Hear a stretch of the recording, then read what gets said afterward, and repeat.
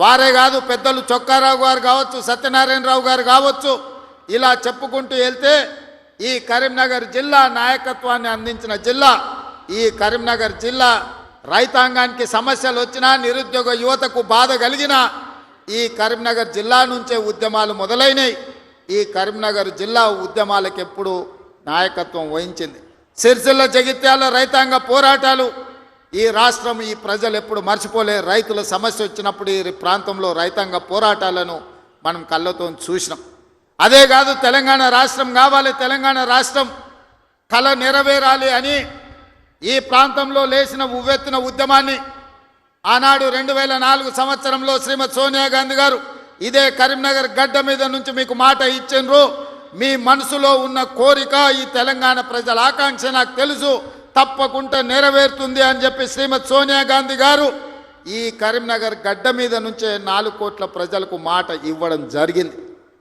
ఆ తర్వాత జరిగిన పరిణామాలు నేను చెప్పేదానికంటే మీ పార్లమెంట్ సభ్యుడు పొన్నం ప్రభాకర్ గారు ఆ రోజు పార్లమెంటులో పెప్పర్ స్ప్రేలను అడ్డుకొని తెలంగాణ బిల్లును ఆమోదింపజేయడంలో పెద్దలు జైపాల్ రెడ్డి గారి నుంచి మొదలు పెడితే మన పార్లమెంట్ సభ్యులందరూ పట్టుదలతోని వీరోచితంగా లోక్సభలో కొట్లాడితే తెలంగాణ రాష్ట్ర బిల్లు ఆమోదం అయ్యింది.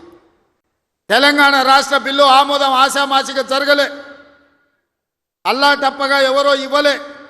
శ్రీమతి సోనియా గాంధీ గారు ఆంధ్రప్రదేశ్లో 155 అసెంబ్లీలు, 25 పార్లమెంట్లు ఉన్న పార్టీ శాశ్వతంగా నష్టపోయినా, కేంద్రంలో అధికారం కోల్పోతుందని తెలిసిన 4 కోట్ల తెలంగాణ ప్రజల కోరిక నెరవేరాలి, కరీంనగర్ గడ్డ మీద నుంచి ప్రజలకు ఇచ్చిన మాట నెరవేర్చాలి అని వారు ఇచ్చిన మాటకు కట్టుబడి ఇవాళ తెలంగాణ రాష్ట్రం ఇచ్చింది. కాబట్టి మనందరం గర్వంగా తలెత్తుకొని నాది తెలంగాణ రాష్ట్రం, ఈ తెలంగాణ రాష్ట్రంలో ఇందిరమ్మ రాజ్యం, ప్రజా ప్రభుత్వం ఉన్నదని ఇవాళ మనం గొప్పగా గర్వంగా చెప్పుకునే పరిస్థితులు ఈరోజు మనకు వచ్చినాయి. అంటే శ్రీమతి సోనియా గాంధీ గారు కరీంనగర్ గడ్డ మీద నుంచి ఇచ్చిన మాట అన్న సంగతి నేను మీకు గుర్తు చెయ్యదలుచుకున్నా.